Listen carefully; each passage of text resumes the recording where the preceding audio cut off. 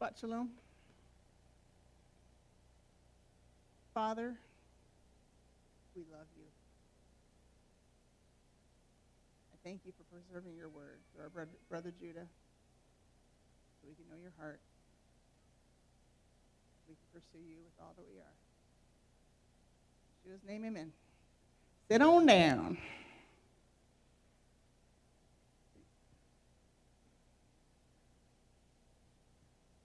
Beautiful day today. Probably not as beautiful as the beach in Mexico.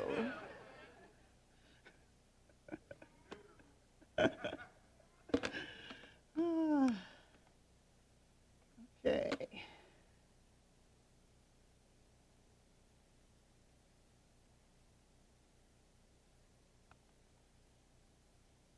So, oh, is that loud? You guys can turn me down? This Haftarah really challenged me. I learned from it, but I have to admit, I was conflicted through studying it. And I guess my main question was, why would the creator of the universe use a man like Solomon to build his temple? I struggled with that. And why would Solomon, a man who had everything, choose to defile every aspect of his life, the lives of his people, dishonor his father David, and dishonor God in the process?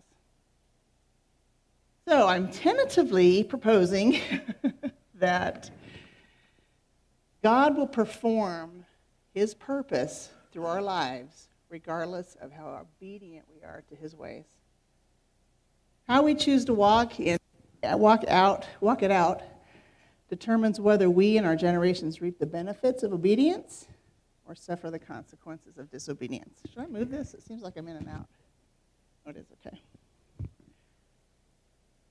So I was studying 1 Kings. I don't think I even know how to work this thing. Just forward. There we go. 1 Kings is a summary of Solomon building the temple. 1 Kings 5 and 6. Building the temple was David's idea, not God's. A significant motivation of David's desire to build the temple came from a kind of guilt he felt by building an extravagant palace for himself, when God was in a tent, so to speak. King David said to Nathan the prophet, "Look, I am living in a palace made from cedar, while the ark of God sits in the middle of a tent." That night the Lord told Nathan to tell David, "Would you build a house for me to dwell in? For I have not dwelt in a house since the time that I brought the children of Israel up from Egypt, even to this day, but have moved about in a tent and a tabernacle. Wherever I have moved about with all the children of Israel, I have never spoken a word to anyone whom I commanded to shepherd my people, saying, 'Why have you not built me a house of cedar?' Then God said to David, 'You must not build a temple to honor me, for you are a warrior and have spilled blood.'" I'm guessing the blood he's referring to is Uriah's, who David murdered to get his wife Bathsheba.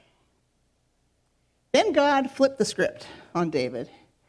He promised David he would build him a house, an eternal house. God tells David, "When the time comes for you to die, I will raise up your descendant, one of your own sons, to succeed you, and I will establish his kingdom. He will build a house for my name, and I will make his dynasty permanent. I will become his father, and he will become my son. Your house and your kingdom will stand before me permanently. Your dynasty will be permanent."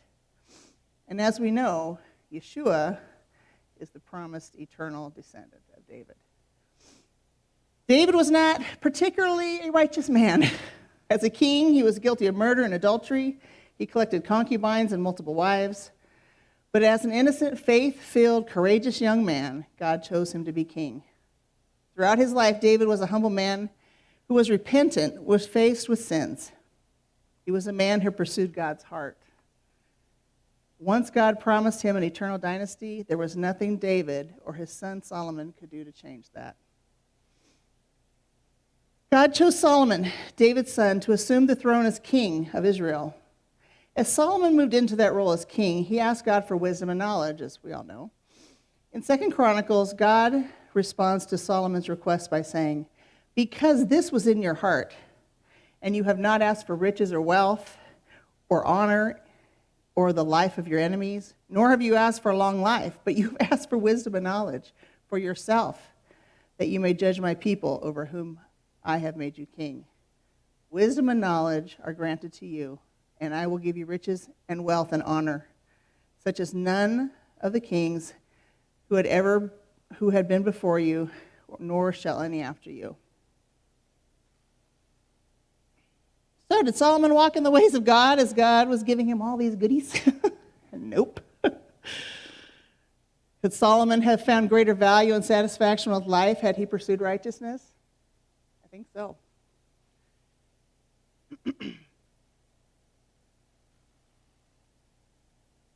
Solomon chose a life of disobedience because of that, he brought judgment upon Israel. He made a covenant with the pagan nation of Tyre, Sidon. Sidon? That sounds better. Commissioned building projects for his own glory. He put the people of Israel under harsh slavery. He married foreigners, every Tanya, Darcy, and Harriet. Anybody? Tom, Dick, and Harry? He broke all 3 statutes required to be followed by the kings of Israel. And that's not all.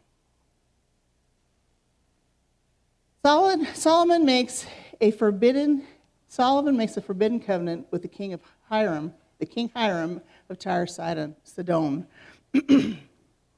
After the Exodus, when the free Hebrew slaves entered the promised land, God told them that he would deliver the inhabitants of the land into their hands, and you will drive them out before you. You will make no covenant with them, nor with their gods, and they shall not dwell in your land, lest they make you sin against me. For if you serve their gods, it will surely be a snare to you. The tribe of Asher did not conquer the sister cities of Tyre and Sidon within their borders. Known for their opulence and wickedness, Asher allowed Tyre and Sidon to continue their paganism and idolatry within the land of Israel.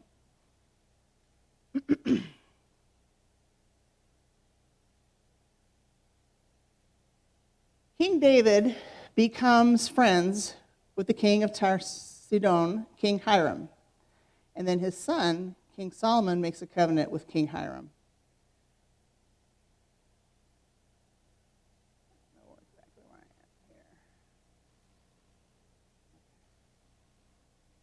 King Solomon paid King Hiram whatever he asked for lumber, gold, and his servants' labor to build the temple.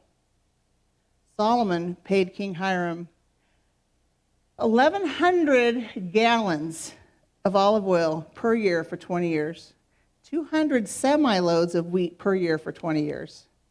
Over the span of 20 years, Solomon spent 13 years building his own home and 7 years building the temple. Solomon's final payoff to King Hiram was the gift of 20 Galilean towns. And King Hiram was not appreciative of those towns. He didn't think they were quite good enough for him. So King Solomon sent him 9,000 pounds of gold, totaling, in today's dollars, $200 million. Tragically, Israel has continued with this tradition of giving away the promised land through unholy covenants. This financial arrangement with King Hiram allowed Tyre and Sidon's evil to flourish inside the land of Israel for many years. All this stemmed from the disobedience of the tribe of Asher when they allowed Tyre and Sidon to remain. Interestingly, Sidon is the town that Jezebel came from. So had they been obedient, we might not have had to deal with that woman. We can plainly see that disobedience allows evil to spread through generations, nations, land, and culture. Solomon married foreigners. 1 Kings chapter 11, we learn that Solomon took wives and concubines from the pagan nations of Egypt, Moab, Ammon, Edom, Sidon, and Heti. in direct disobedience to the commandment. You shall not intermarry with them, nor shall you. Surely they will turn your hearts away they will turn your hearts after their gods. Solomon took 700 wives, princesses, and 300 concubines, and his wives turned away his heart. They turned away his heart to their gods, and his heart was not loyal to the Lord his God, as was the heart of his father David. So the Lord became angry with Solomon, and he said, I will surely tear the kingdom away from you and give it to your servant. Nevertheless, I will not do it in your days for the sake of your father David. I will tear it out of the hand of your son. However, I will not tear away the whole kingdom. I will give one tribe to your son for the sake of my servant David, for the sake of Jerusalem, which I have chosen. Solomon, marrying pagan wives and providing them places and events to worship their idols, promoted paganism throughout Israel. Solomon did not honor the statutes God required of the kings. A king shall not multiply horses for himself. Solomon had 4,000. A king shall not multiply wives for himself. That's about around 1,000. And a king shall not greatly multiply gold and silver for himself. And we know that. He had much of that. Solomon did not honor, I already did that one. Solomon puts the people of Israel back into slavery. 1 Kings 6 curiously begins with some history that could seem a bit out of place. It starts by saying, and it came to pass in the 480th year after the children of Israel had come out of Egypt, in the 4th year of Solomon's reign over Israel, in the month of Ziv, which is the 2nd month, that he began to build the house of the Lord. Why is God mentioning leaving Egyptian slavery right here? I think this is a point of juxtaposition. 180 years prior to the building of the temple, the children of Israel were enslaved by their enemy Egypt. God freed them, and now they're going back under slavery by the actions of their own king. Solomon's hunger for power, dominance, riches, fame was evidenced by his phenomenal building projects, including his houses and the dwelling place for Yahweh. Here's a short list of the oppression he brought upon the people. Forced labor of 30,000 Israeli men, 10,000 men were removed from their families and their ability to earn income. Every 3 months, they were sent to Sidon to work with getting the wood, the cedar trees and such. Once every 3 months they went. That's a third of their year, right? Is that a fourth of their year? Fourth of their year? So they were pulled out of their families. It was either the father or the oldest son, and sent somewhere so they couldn't earn a living. They couldn't take care of their families. 153,000 non-Israelis were used as laborers, removing them from their families, their ability to earn income, and from the Israeli workforce. He demanded all Israelis provide food for his household as well as for the labors of the temple, and he taxed the people heavily. 1 day's provision for Solomon's wives, children, servants, priests taken from the people of Israel equaled 1 day 2 semi-loads of fine flour, 4 semi-loads of other grains, 10 oxen, which you think about just harvesting those crops, planting them and watering them, and then having to give a huge portion of that to the king's household. The oxen, time and labor to transport them. A whole flock of sheep, 100 sheep a day, went to feed Solomon's household. Hay and straw for his 4,000 horses. 1 day's provision at today's prices would be $68,000 a day, or $25 million a year. Plus the yearly provisions he gave to Hiram, and that didn't include the labor and materials for the temple. The burden on Israeli families was incredibly harsh. They were not only required to give these provisions, but they had to spend their time and money raising the animals, growing the harvesting the food, and all this while one man from each household was forced to work in Sidon for Hiram as the laborer. Solomon's scepter became a yoke too heavy, wounding and enslaving the people of Israel. On the other hand, God's kingdom is described by Yeshua when he said, "My yoke is easy and my burden is light."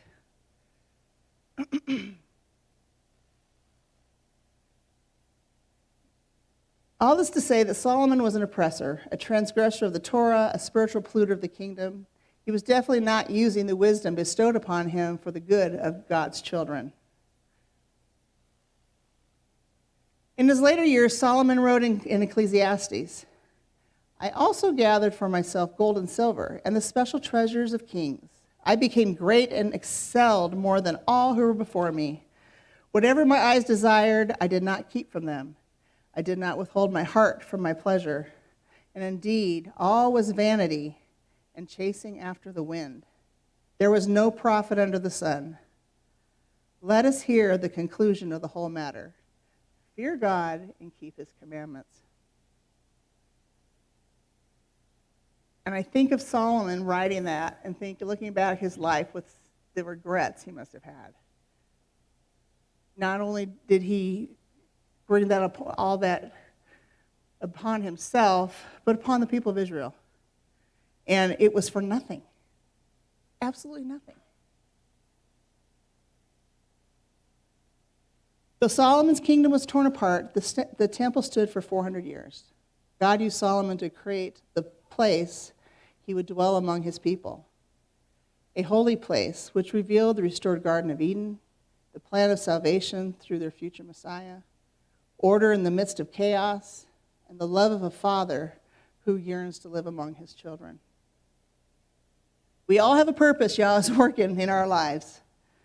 We can choose the route of self, leading to lust of the flesh and disobedience to the perfect ways of God. In essence, chasing the wind. This route will be rewarded with the consequences of our sin.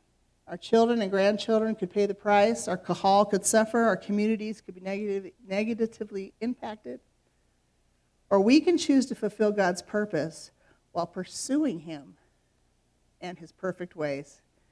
It is a journey of using our gifts and talents while learning from our failures to bring God's kingdom to this earth. We, our children and our grandchildren, will receive the reward of obedience. Our kahal will be blessed, as well as our circles of influence. We will bring glorious honor to our King. So, don't chase the wind. Be focused. Don't be distracted by this world. Be focused on our Messiah, Yeshua, on righteousness and justice, on those he brings across your path, on your family and friends, on keeping your temple clean and undefiled and full of praise, on God's kingdom being established in your life and on this earth.